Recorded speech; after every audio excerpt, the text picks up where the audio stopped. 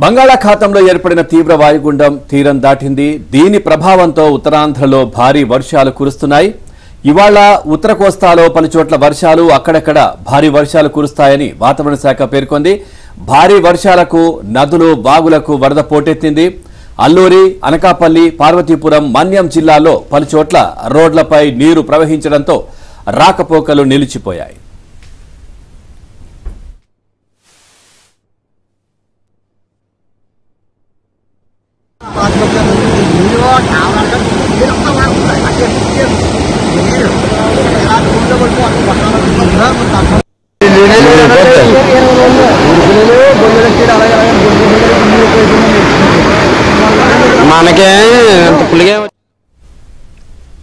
ఉమ్మడి శ్రీకాకుళం, విజయనగరం, విశాఖ, తూర్పు గోదావరి, పశ్చిమ గోదావరి జిల్లాలో భారీ వర్షాలు పడుతున్నాయి. ఏలూరు జిల్లాలోని తమ్మిలేరు రిజర్వాయరుకు భారీగా వరద వస్తుంది. దీంతో మొదటి ప్రమాద హెచ్చరిక జారీ చేశారు. ఏలూరు జిల్లా పెద్దపాడు మండలంలో బుడమేరు వరద కొనసాగుతుంది.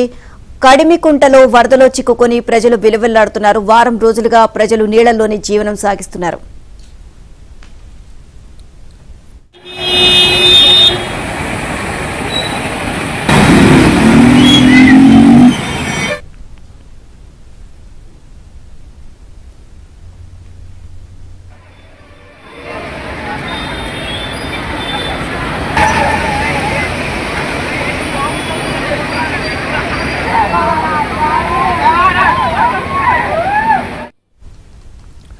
కాకినాడ జిల్లాలో ఏలేరు ఉగ్రరూపం దాల్చడంతో కిర్లంపూడిలో పరిస్థితి ఆందోళనకరంగా మారింది.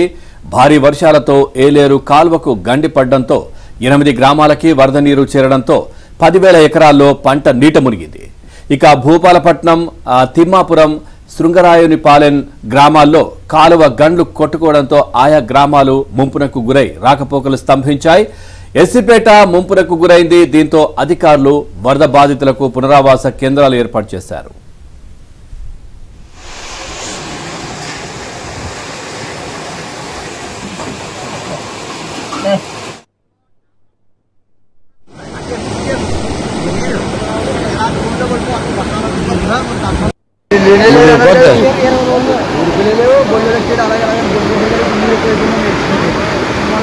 మనకే అంత పులిగే వచ్చేది రా బాబు. అనపురం 4 దూరాలు ఉన్నాయి.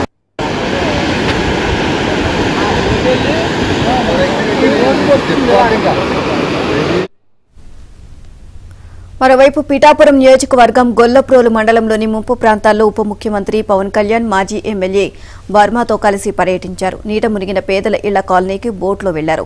పవన్ బురదలో నడుచుకుంటూ బాధితులను పరామర్శించారు. పవన్ కళ్యాణ్కు జ్వరం తీవ్రంగా ఉన్నా కలెక్టర్తో కలిసి బోటెక్కారు. ముంపునకు గురైన కాలనీకి వెళ్లి బాధితుల సమస్యలు విన్నారు. చింతూరు ఏజెన్సీలో నదులు పొంగుతున్నాయి. సీలేరు, శబరి, గోదావరి నదుల్లో వరద నీరు పెరుగుతోంది. ఇక చింతూరు వద్ద శబరి నది వరద ప్రవాహం 43 అడుగులకు చేరింది.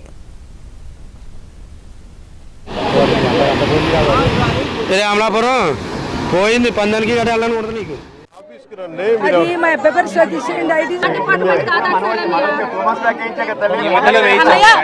కమిషనర్ అనేది ఇక్కడ రెస్పాన్స్ లేదని నేను చెప్తాను.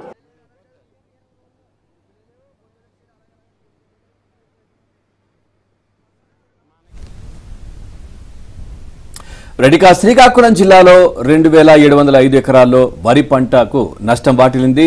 మహేంద్ర తనయ, బహుదా, నాగావళి, వంశధార నదులు ఉప్పొంగి ప్రవహిస్తున్నాయి. ఇక కాకినాడ జిల్లా గొల్లప్రోలు దగ్గర మా కరెస్పాండెంట్ అప్పారావు కూడా లైవ్ లో సిద్ధంగా ఉన్నారు. ఒకసారి మాట్లాడదాం. అప్పారావు, పూర్తి డీటెయిల్స్ ఏంటి? అంటే నిన్న కురిసినటువంటి వర్షానికి చాలా పంట నష్టపోవడం కావచ్చు, నదులు ప్రవహించడం కావచ్చు, ఇవన్నీ కూడా జరుగుతున్న పరిస్థితులు. మరి అధికారులు ఎట్లాంటి ఏర్పాట్లు చేశారు? అంటే పునరావాస కేంద్రాలకు సంబంధించి కావచ్చు, ఇవన్నీ కూడా ఎట్లాంటి జాగ్రత్తలు, ఏర్పాట్లు, పూర్తి డీటెయిల్స్ ఏంటి? పవన్, కాకినాడ జిల్లాలో ఏలేరు రిజర్వాయరు మహోగ్ర రూపం దాల్చింది. ఎగువన ఏదైతే క్యాచ్మెంట్ ఏరియా ఉందో విశాఖపట్నం, పార్వతీపురం, మన్యం, అదేవిధంగా అల్లూరు సీతారామరాజు జిల్లాల్లో ఏదైతే ఏజెన్సీ ప్రాంతాల్లో కురుస్తున్న భారీ వర్షాల నేపథ్యంలో ఇన్ఫ్లో ఏలేరు రిజర్వాయర్కి దాదాపు 5 ఏళ్ల తర్వాత కన్నీ విని ఎరిగిన స్థాయిలో 50,000 క్యూసెక్ల వరకు ఇన్ఫ్లో వస్తుంది. దీంతో అధికారులు పూర్తిగా రిజర్వాయర్ నిండిపోవడంతో కిందకు దాదాపు 30,000 క్యూసెక్ల మించి వరద నీటిని కిందకి వదిలేస్తున్నారు. దీంతో ఏదైతే ఏలేరు అదేవిధంగా కాలువలు పూర్తిగా దాదాపు 8 మండలాల్లో 16 చోట్ల గండ్లు పడ్డాయి. దీంతో ఎక్కడికక్కడ వరద నీరు అనేక ప్రాంతాలను ముంచొస్తుంది. మన విజువల్లో చూడొచ్చు, ఏదైతే కత్తిపూడి నుంచి ఒంగోలు వరకు వెళ్లే 216 జాతీయ రహదారిపై వరద నీరు ఏ విధంగా పారుతుందో మనం చూడొచ్చు. ఈ వరద నీటిలోనే వాహనాలను కూడా రాకపోకలు సాగిస్తున్నాయి. ప్రధానంగా చూస్తుంటే ప్రత్తిపాడు, కిర్లంపూడి, పెద్దాపురం, సామర్లకోట, పిఠాపురం, గొల్లపురోలు దాదాపు 8 మండలాలకు పైగా ఏలేరు వరద ఉధృతితో దాదాపు 46,000 ఎకరాల వరకు ఈ 2 రోజుల్లోనే వరి పంట పూర్తిగా నీట మునిగిందని చెప్పొచ్చు. వాస్తవానికి ఏలేరు సంబంధించి ఇన్ఫ్లో భారీగా ఉండడంతో విశాఖపట్నం స్టీల్ ప్లాంట్ కు 3,500 క్యూసెక్ల వరకు వరద నీటిని విడుదల చేస్తున్నారు. అయినప్పటికీ కూడా ఎగువ నుంచి భారీ స్థాయిలో, ఒక రకంగా చెప్పాలంటే ఫ్లాష్ ఫ్లడ్ స్థాయిలో విపరీతంగా ఇన్ఫ్లో కురుతున్న నేపథ్యంలో కిందకి వరద నీరు వదిలేస్తున్నారు. వాస్తవానికి ఏలేరు కాలువల్లో గరిష్టంగా 10,000 క్యూసెక్ల వరకు మాత్రమే వరద నీరు ప్రవహించడానికి ఛాన్స్ ఉంది. కానీ ప్రస్తుతం అయితే 30,000 క్యూసెక్ల వరద నీటిని వదిలేస్తుండో ఎక్కడికెక్కడ కాలువలకు గొండ్లు పడుతున్నాయి. ఒక డిప్యూటీ సీఎం పవన్ కళ్యాణ్ నియోజకవర్గాన్ని పిఠాపురంలోనే దాదాపు 12 చోట్ల కాలువలకు గొండ్లు పడ్డాయి. అందులో భాగంగానే వరద నీరు మనం చూస్తున్న విజువల్స్ లో ఏదైతే 216 జాతీయ రహదారిపై వరద నీరు వచ్చేసింది. అయితే ఈ రోజు సాయంత్రం నాటికి ఈ హైవేపై దాదాపు 6 అడుగులు మించి ఎత్తుకి వరద నీరు ప్రవహించే అవకాశం ఉందని చెప్తున్నారు. ఇదంతా ఒక ఎత్తు అయితే కిర్లపూడి మండలం రాజుపాలెంలో అయితే ఏలేరు కాలువకి భారీ స్థాయిలో గండు పడడంతో 8 గ్రామాలు పూర్తిగా నీట మునిగాయి. ఈ ఒక్క మండలంలోనే 11,000 ఎకరాలు వరి, ఇతర వాణిజ్య పంటలు నీట మునిగాయి. ఇది కాకుండా దాదాపు 8 గ్రామాల్లోకి వరద నీరు అనూహ్యంగా గండి వల్ల ముంచెత్తడంతో దాదాపు 400 ఇళ్లలోకి వరద నీరు చొచ్చుకుని వచ్చేసింది. అనేక చోట్ల ఇళ్లలో అయితే టీవీలు, ఫ్రిడ్జ్లు కూడా తడిచిపోయి ఇంట్లో దుస్తులు కూడా కొట్టుకుపోయిన పరిస్థితి అయితే నెలకొందని చెప్పాలి. అయితే ప్రస్తుతం అయితే ఇన్ఫ్లో ఈ రోజు తెల్లవారు నుంచి కొంత తగ్గినప్పటికీ కూడా ఏజెన్సీ ప్రాంతం ఏదైతే క్యాచ్మెంట్ ఏరియా ఉందో అక్కడ ఇన్ఫ్లో అయితే భారీగా పెరుగుతున్న నేపథ్యంలో వచ్చిన వరద నీటిని వచ్చినట్లు వదిలేస్తున్నారు. దీంతో అంతకంతకు కూడా ముప్పు తీవ్రంగా ఉందని చెప్పాలి. ప్రధానంగా చూస్తుంటే పవన్ కళ్యాణ్ నియోజకవర్గమైన పిఠాపురంలో గొల్లపురోలు మండలం, పిఠాపురం మండలంలో అయితే దాదాపు 12 కిలోమీటర్ల మేర జాతీయ రహదారికి ఆనుకొని దాదాపు 11,000 ఎకరాలకు పైగా వరి పంటలు నీట మునిగాయి. అదేవిధంగా బీర, బెండ, ఆనబ, గోంగూర, బొప్పాయి తదితర వాణిజ్య పంటలు కూడా వరద ఉధృతికి కొట్టుకుపోతున్న పరిస్థితి నెలకొందని చెప్పాలి. ఒక రంగా ఓవరాల్ గా చెప్పాలంటే ఇటీవల డిప్యూటీ సీఎం పవన్ కళ్యాణ్ తన ఇంటి నిర్మాణం కోసం కొనుగోలు చేసుకున్న స్థలం కూడా ఏలేరు వరదకి మునిగిపోయిందని చెప్పాలి. Pavan, right, thank you Apparao, thanks for the updates. అటు విశాఖలో కూడా భారీ వర్షాల కారణంగా వాగులు, వంకలు పొంగి పొర్లుతున్నాయి. దాదాపుగా వరద ఉధృతి అయితే పెరుగుతోంది. వాతావరణ శాఖ అధికారులు అసలు ఎలాంటి హెచ్చరికలు చేస్తున్నారు, దీనికి సంబంధించి ఓవరాల్ గా మరిన్ని అప్డేట్స్ మా కరెస్పాండెంట్ నాయుడుని అడిగి తెలుసుకుందాం. నాయుడు, ప్రస్తుతం అయితే మాత్రం ఏదైతే నిన్నటి వరకు ఉన్నటువంటి తీవ్ర వాయుగుండం క్రమంగా బలహీనపడి వాయుగుండంగా కొనసాగుతుంది. అది క్రమంగా బలహీనపడేటువంటి అవకాశం ఉంది. ఇప్పుడు ప్రస్తుతం అది చూసుకుంటే ఛత్తీస్గఢ్ అలాగే మధ్యప్రదేశ్, విదర్భ పరిసర ప్రాంతాల్లో ప్రస్తుతం కొనసాగుతుంది.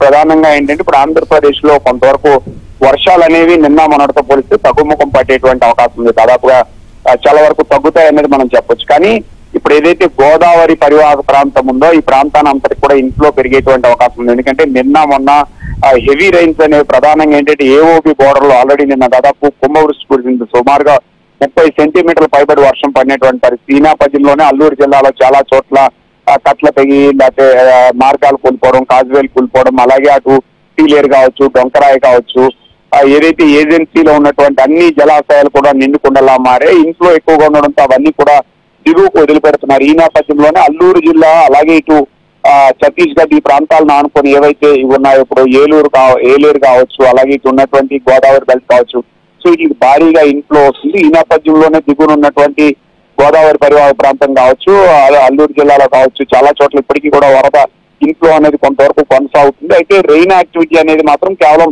ఇప్పుడు ఏజెన్సీకి మాత్రమే ఉండేటువంటి అవకాశం ఉంది. మిగతా ప్రాంతాల్లో చాలా వరకు పొడి వాతావరణం ఉంటుంది. అక్కడక్కడ చెదురుమదురుగా మాత్రమే జల్లులు పడేటువంటి అవకాశం ఉంది. ఏజెన్సీలో ఈ రోజు కూడా ఆల్రెడీ అల్లూరు జిల్లా అంతా కూడా ఆల్రెడీ స్కూల్ స్టార్ట్లకి సెలవు ఇవ్వడం జరిగింది. కొన్ని చోట్ల కాజువేలు మార్గాలు కొట్టుకుపోవడంతో ఆ మార్గాల్లో ఆల్రెడీ ఇప్పుడు అక్కడికి ఏంటంటే పునరుద్ధరణ పనులు అనేది కొంత హైవేలు కొట్టుకెళ్ళిపోవడంతో అవి చేస్తున్నటువంటి పరిస్థితి ఉంది. కొన్ని గ్రామాల్లో అయితే ప్రస్తుతానికి అయితే రాకపోకలు పూర్తిగా నిలిచిపోయి తీవ్ర ఇబ్బందులు పడుతున్నటువంటి పరిస్థితి ఉంది. ఎందుకంటే దీనికి ప్రధానంగా కారణం ఏంటంటే నిన్న నిన్న దాదాపు మొన్న చూసుకుంటే 30 సెంటీమీటర్లు అంటే దాదాపు ఇప్పుడు విజయవాడలో పడినటువంటి దానికన్నా ఎక్కువ. అది కూడా ఏంటంటే ఏజెన్సీ ప్రాంతం కావడంతో ఖచ్చితంగా అదంతా కూడా ఇంట్లో ఇటు సీలేరు జలాశయం కానీ లేకపోతే డొంకరాయి కావచ్చు, అలాగే ఇప్పుడు ఏఓబి బోర్డర్ లో ఉన్నటువంటి అన్ని జలాశయాలకు చేరింది. సో దీంతో అక్కడ ఉన్నటువంటి వాటర్ అంతా దిగువ పోదడంతో ఇప్పుడు గోదావరి పరివాహక ప్రాంతంలో ఇప్పుడు ఈస్ట్ వెస్ట్ గోదావరిలో కొంతవరకు దీని ప్రభావం ఎక్కువగా ఉండేటువంటి అవకాశం ఉంది. కాబట్టి ఆ దిగువ ఉన్న ప్రాంతాలకి భారీగా వరద నీరు ఈ రోజు చేరేటువంటి అవకాశం ఉంది. కాబట్టి దిగువ ప్రాంతాల వాళ్ళు అప్రమత్తం ఉండాల్సినటువంటి అవసరం ఉంది. ఈ రోజు తర్వాత నుంచి క్రమంగా కొంత వర్షాలు అనేవి తగ్గడానికి ఆస్కారం ఉందని వాతావరణ నిపుణులు అయితే అంచనా వేస్తున్న పరిస్థితి అయితే కనిపిస్తుంది. ఇప్పుడు విశాఖపట్నం కావచ్చు, ఇటు విజయనగరం శ్రీకాకుళంలో కొంత పొడి వాతావరణం ఉన్నప్పటికీ ఏజెన్సీ ప్రాంతాల్లో మాత్రం అక్కడక్కడ చెదురుమదురుగా మోస్తారు వర్షాలు కూడా పడడానికి అయితే ఆస్కారం ఉంది. వరద ఉధృతి అనేది ఎక్కువగా ఉండడానికి ఆస్కారం ఉంది కాబట్టి ప్రజలు అప్రమత్తం ఉండాలి. అధికారులు కూడా ఎప్పటికప్పుడు మానిటర్ చేయాల్సినటువంటి అవసరం అయితే ఉంది. నిన్న మొన్న చూస్తే మనకు కొన్ని చోట్ల కొండ చర్యలు విరిగిపడినటువంటి పరిస్థితి, అక్కడ సహాయ చర్యల నుంచి వాళ్ళకి కావాల్సిన సహాయాన్ని ప్రభుత్వం అయితే అందిస్తుంది. ప్రస్తుతం అయితే కొంతవరకు రిలీఫ్ ఇచ్చింది అనేది మనం చెప్పొచ్చు. బట్ వరద ఉధృతి అనేది మాత్రం అక్కడ తగ్గడానికి అయితే ఆస్కారం లేదు. ఈ రోజంతా కూడా కొనసాగేటువంటి అవకాశం కనిపిస్తుంది. Thank you Naidu.